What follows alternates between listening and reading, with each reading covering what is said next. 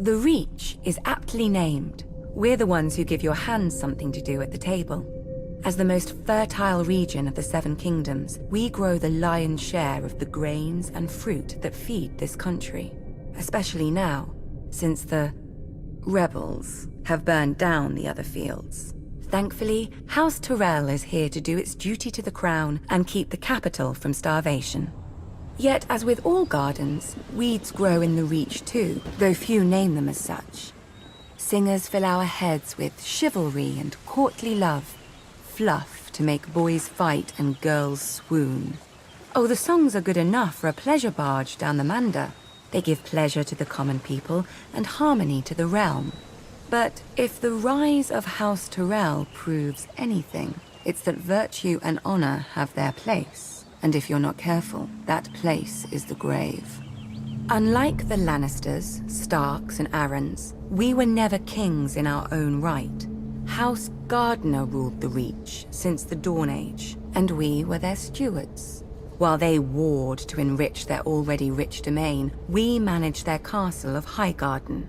But then Aegon Targaryen landed with his dragons. Nobody knows why the Gardener King took the field against him. Anyone could see that a man who grows flowers should beware a man who grows fire-breathing monsters. But maybe it wasn't wholly his idea. Maybe someone whispered in his ear about all the face he'd lose with the other 6 kings if he stayed home. The rest is history. The last Gardener King lost his face, along with his body, and his steward Harlan Tyrell promptly yielded Highgarden to Aegon. My grandmother swears that Harlan was like most of our men and grew up banging steel together too loudly for a thought to penetrate. But luckily, his wife had better sense. Whatever the case, in return for Harlan's show of sense, Aegon proclaimed House Tyrell the Lords of the Reach and Wardens of the South, passing over all the other houses with better claims. House Hightower, who were kings before the Andals came, their seat is the oldest city in Westeros. They call it Old Town.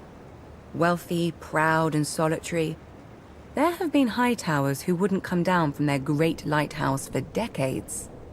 Its name, fittingly, is the Hightower.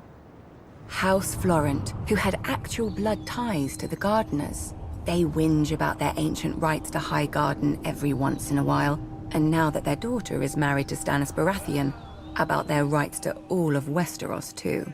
Apparently, putting a fox on your banners doesn't impart a fox's wiles.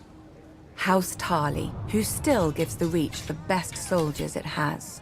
If Aegon had named them as his lords, the Reach would have become the greatest military camp in the world, until it starved to death. The price for conscripting all the farmers. Yet Aegon chose us. Centuries later, when his descendant Aerys faced rebellion, the Reach stayed loyal. Mostly. My father, Mace, dealt Robert his only defeat in the war, even if it was my father's vanguard who did most of the fighting before he arrived.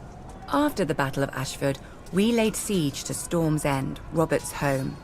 Unfortunately, the war ended before we could take it and free up our armies to go save the king. The new King Robert had a forgiving nature. Our crimes were brushed aside without even one execution for the sake of formality.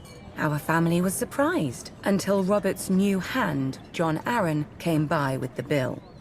The Reach is second only to the Westerlands in wealth, and Robert meant to spend as much of it as he could get his hands on. We gave him the coins he wanted, and later, when he wanted our grain or fruit or wine, he gave them back at whatever price we set. Now, much of Westeros is ashes. The rest of it is armies. As the Starks are fond of saying, winter is coming, and for leagues outside the capital there isn't a harvest to be seen. Have no fear. The Reach is, as always, bountiful. House Tyrell will manage the harvest and keep the Seven Kingdoms from starvation like the good stewards we once were. Just ask House Gardner.